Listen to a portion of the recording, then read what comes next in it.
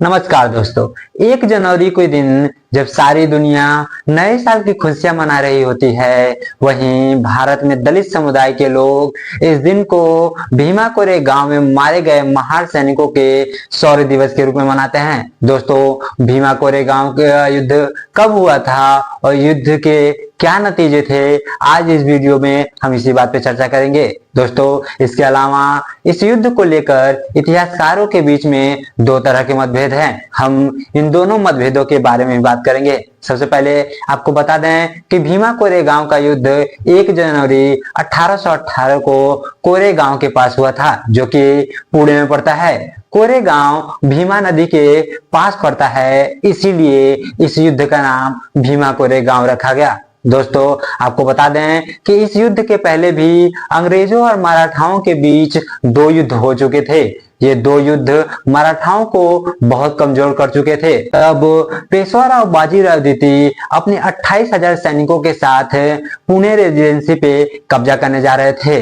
रास्ते में इन्हें अंग्रेजों के 850 के करीब सैनिक मिल गए। तब पेशवा ने अपने 2000 सैनिकों को इन सैनिकों से लड़ने के लिए भेज दिया। आपको बता दें कि 12 घंटे तक चले इस युद्ध में पेशवा के 600 से भी ज्यादा सैनिक जब मारे गए, तब पेशवा ने अपने सैनिकों को वापस बुला लिया। इसके अलावा एक और अनुमान लगाया जाता है। ऐसा कहा जाता है कि जनरल स्मिथ एक बड़ी सेना के साथ वहां आ रहे थे, इसीलिए पेशवा अपने सैनिकों को वापस बुला लिए। दोस्तों, इस युद्ध में अंग्रेजों के तरफ से 49 सैनिक मारे गए और 200 से ज्यादा घायल हुए।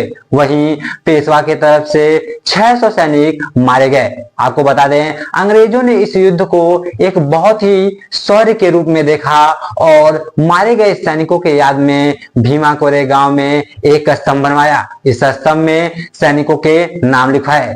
दोस्तों, इस युद्ध को लेकर इतिहासकारों के बीच में 2 तरह के मत हैं। एक जो ये कहता है कि ये युद्ध अंग्रेजों और मराठाओं के बीच का एक युद्ध था, वहीं दूसरा पक्ष ये कहता है कि ये युद्ध पेशवाओं और महारों के बीच एक युद्ध था। इसका कारण क्या है, हम अभी जान लेते हैं। दोस्तों, कहा जाता है कि पेशवा काल में ही महारों पे सबसे ज्यादा उत्पीड़न हुए। उन्हें अपने गले में हांडी बांधकर और कमर में झाड़ू बांधकर चलने के लिए कहा जाता था। इसके अलावा उन्हें दोपहर की धूप में बाहर निकलने के लिए कहा जाता था, ताकि उनकी परछाई ब्राह्मणों के ऊपर ना पड़े।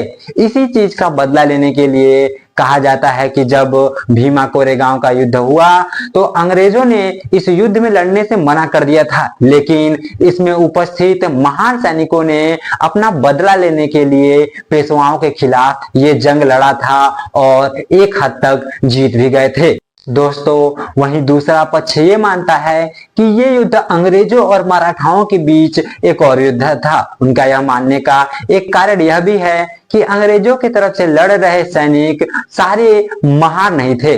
आप इन चीज का अंदाजा इस बात से लगा सकते हैं कि जो स्तंभ पे नाम लिखवाए गए हैं, उनमें 49 सैनिकों में सिर्फ 22 ही महार जाति के लोग हैं। इनके महार होने की संभावना इनके नाम के पीछे नाक उपनाम से लगाया जाता है। दोस्तों, दलित एक्टिविस्ट और प्रोफेसर अनंत तोमड़े का कहना है कि इस युद्ध में अंग्रेजों के तरफ से अन्य जात के लोग भी लड़ रहे थे, इसीलिए इसे महारों और पेशवाओं के बीच का युद्ध कहना ऐतिहासिक रूप से न्याय संगत नहीं होगा।